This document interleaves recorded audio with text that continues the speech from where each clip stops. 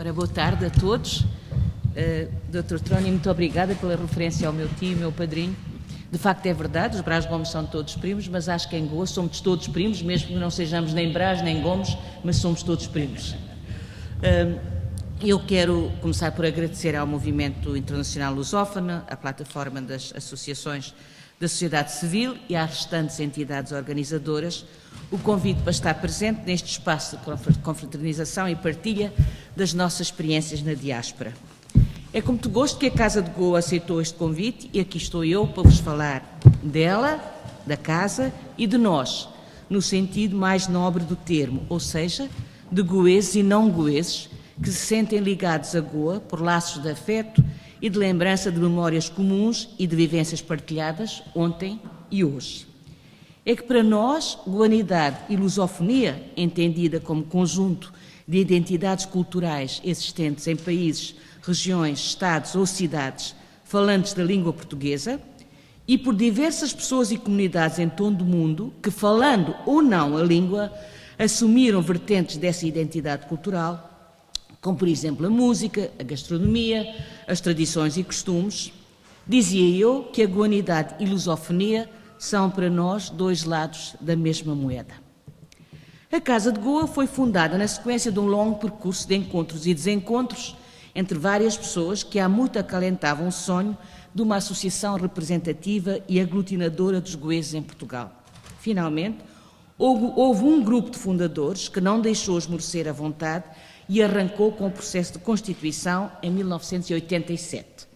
Várias sedes provisórias foram acolhendo as nossas iniciativas até assentarmos, literalmente, no baluarte do Livramento em novembro de 2001. Trago-vos aqui algumas fotografias da sede.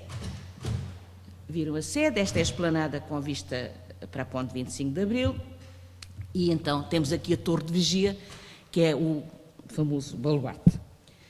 Entre os objetivos da nossa associação, há três, reiterados na última revisão estatutária, que contribuem particularmente para o reforço da lusofonia.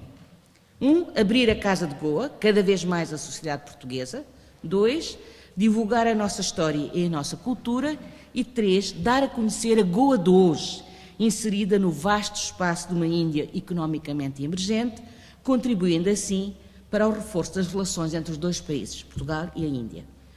Porque uma imagem vale mais do que 1000 palavras, trago-vos algumas fotografias das nossas iniciativas.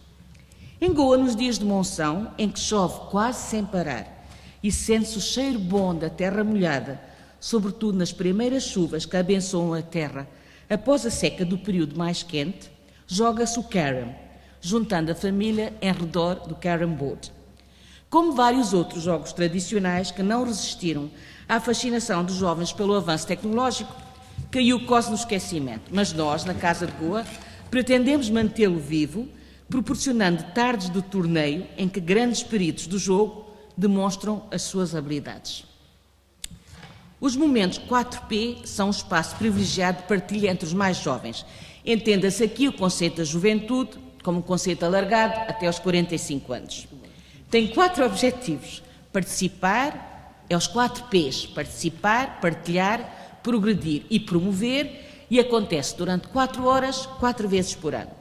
A última sessão, esta é uma das fotografias da última sessão, realizou-se agora no dia 21 de março, na comunidade hindu de Portugal. Foi uma sessão muito concorrida, uma sessão especial dedicada ao empreendedorismo e contou com a participação de vários especialistas na matéria.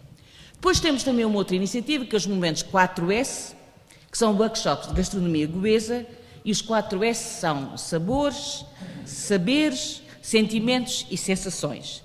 Como todos sabemos, a gastronomia é um elemento-chave da cultura de qualquer comunidade migrante.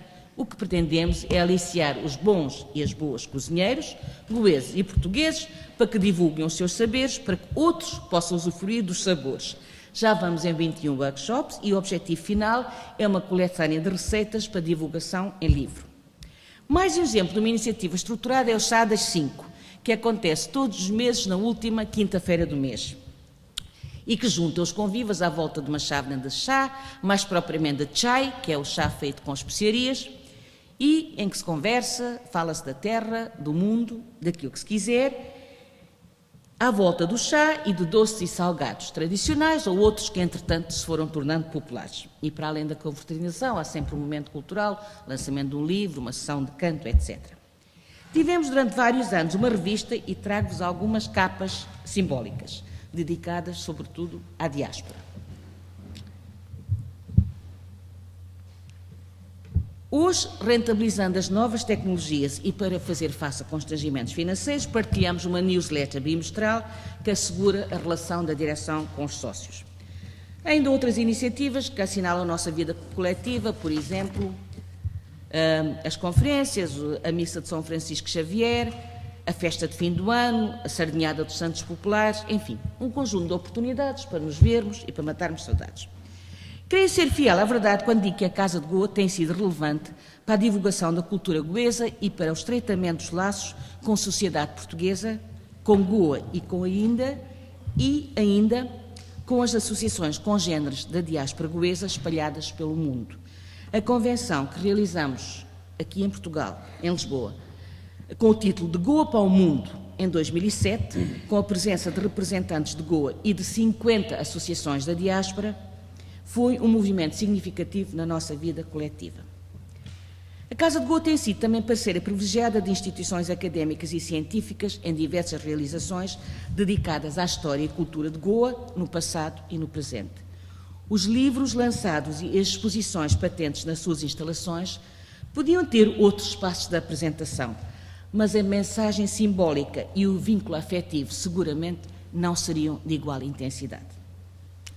Tenho falado muito em nós, mas quem somos nós, afinal? Quantos somos, quando viemos e porquê? A longa relação colonial teve início em 1502, como sabemos todos. Foi para nós o princípio do que hoje é a lusofonia, os primeiros contactos entre civilizações. Para nós, goeses, foi a descoberta da língua e da cultura portuguesa. Para os portugueses, foi a descoberta das línguas e das culturas locais. A relação colonial, é certo, terminou em 1961, com a integração de Goa na Índia, mas a lusofonia tem ainda muitas oportunidades para avançar. Dou como exemplo a crescente procura da aprendizagem da língua portuguesa, sobretudo por estudantes e jovens profissionais interessados nos mercados de trabalho do Brasil, outros países de expressão portuguesa em África, e a presença de artistas e criadores portugueses em Goa, ou de artistas e criadores goeses em Portugal, e ainda a realização da terceira edição dos Jogos da Lusofonia em Goa, em janeiro do ano passado. Para a profunda relação histórica, cultural e social entre Goa e Portugal, muito contribuíram os sucessivos movimentos migratórios dos goeses. Durante o período colonial, os goeses foram emigrando para Portugal para prosseguir os seus estudos académicos. Um dos exemplos é o meu tio, Francisco Brás Gomes. Uma segunda vaga migratória foi a seguir em 1961 e, posteriormente, na década de 70, na altura das independências das ex-colónias portuguesas em África, onde residiam e trabalhavam, muitos deles na administração pública, há várias gerações, foi o momento de uma segunda imigração dos goeses para Portugal. Mais recentemente, os goeses chegam a Portugal, já não propriamente se possa falar de um movimento migratório, mas vão chegando de forma isolada, procurando acesso ao mercado de trabalho em outros países da União Europeia. Estes e outros elementos sobre a imigração goesa estão plasmados num estudo de 2012, no qual a Casa de Goa participou, financiado pela União Europeia e efetuado pelo Indian Institute of Management de Bangalore, em conjunto com várias outras instituições, intitulado Desenvolvimento de uma base de conhecimento para a elaboração das políticas de migração Índia-União Europeia. Não sabemos ao certo quantos somos os que vivemos em Portugal, nem a outros países. As estimativas, no caso de Portugal, vão de 50 mil a 60 mil. É uma questão que não é fácil de resolver, não só porque não temos características distintivas, nem em termos de nomes ou apelidos, nem de religião, que nos permita ter tratamento diferenciado no censo, nem a autoidentificação de segunda e terceira gerações é um dado adquirido. Por exemplo, os meus filhos, que já nasceram e cresceram cá, se lhes perguntarmos se são goeses ou são portugueses, têm muita dificuldade em responder. A resposta normal é: nós somos goeses pela parte da minha mãe, nascemos e crescemos cá. Portanto, a questão da autoidentificação começa a ser difícil. Julgo que esta dificuldade, aliás, é comum a todas as comunidades migrantes, possivelmente no mundo de hoje, que todos somos de toda a parte, já não tem grande importância, pelo menos do ponto de vista numérico. O que nos distingue, então, como comunidade étnica? A definição do conceito de etnicidade é um conceito muito complexo. Nós utilizamos, às vezes, uma definição do Daniel Bell, em que o termo de etnicidade, diz ele, pode não implicar uma identidade distintiva por língua, cor ou religião, mas antes pela história comum e pela coerência reforçada por símbolos comuns. Eu recorro à minha própria experiência pessoal para aceitar o termo etnicidade como um conceito subjetivo e para definir um grupo étnico como um grupo com identidade nacional, mas com tradições, normas e referências culturais específicas e diferentes das do país de acolhimento. Em todas as sociedades contemporâneas e multiculturais, nestes tempos de globalização e livre circulação, as pessoas têm múltiplas filiações culturais. Nós, enquanto comunidade migrante, apropriamo-nos de forma visível dos costumes e tradições do nosso país de acolhimento, mas intencionalmente guardamos e temos orgulho em divulgar tradições, normas e referências culturais específicas que são distintas tanto da maioria como das outras comunidades migrantes, vivendo assim todos em sistemas de significado cultural simultaneamente diferentes, mas convergentes ou sobrepostos. Para vos dar um exemplo do nosso contributo visível e audível para a lusofonia, escolho a música. A música é um facto social, bem sabemos, como um elemento simbólico de representação e de construção da identidade cultural das gerações mais novas. A música migrante desempenha um papel de relevo, representando para todas as comunidades migrantes um objetivo cultural prioritário, um elemento de coesão em contextos de identidade por vezes inseguras, bem como um excelente instrumento para a disseminação das nossas culturas.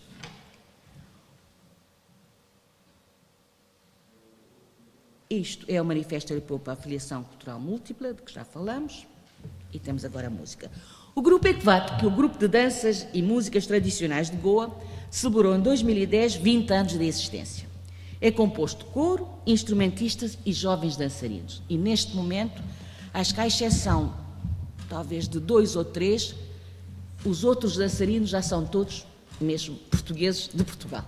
Já estão perfeitamente integrados, acham graça. Tem também funcionado como elemento de pressão até para os dançarinos goeses e estamos convencidos que serão, de facto, a força do ECVAT do futuro.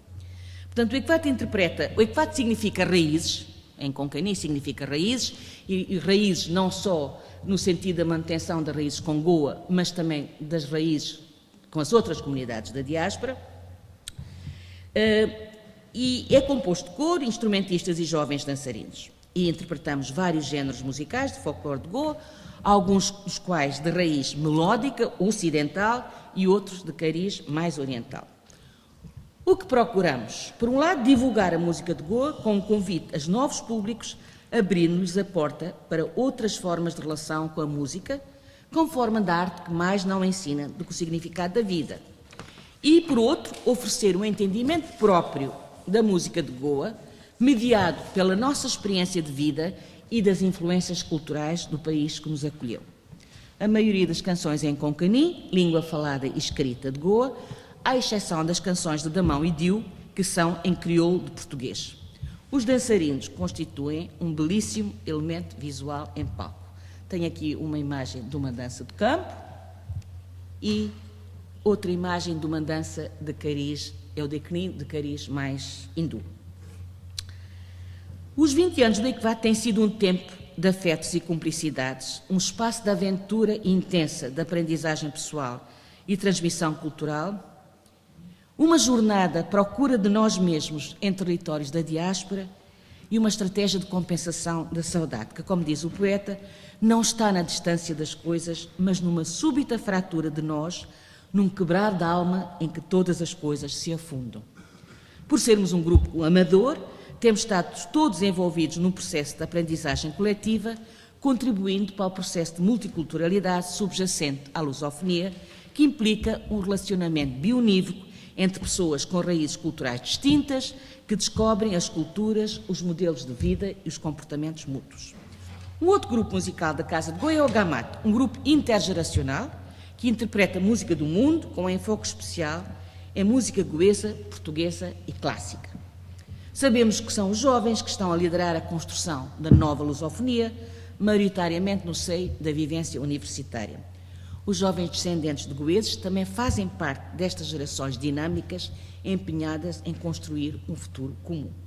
Queria terminar como comecei, a falar na Casa de Goa, para vos dar conta de uma fraqueza que julgo ser comum a todas as nossas associações.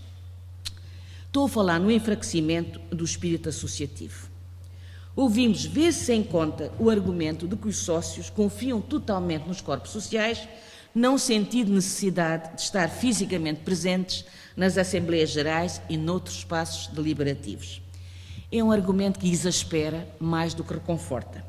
Mais do que nunca se justifica a abertura da Casa de Goa a todos os amigos de Goa, e um ótimo sinal de que essa abertura está a colher frutos é o facto dos atuais corpos sociais integrarem vários não-goeses. Nas palavras de Konrad Adenauer, vivemos todos sob o mesmo céu, mas nem todos temos o mesmo horizonte.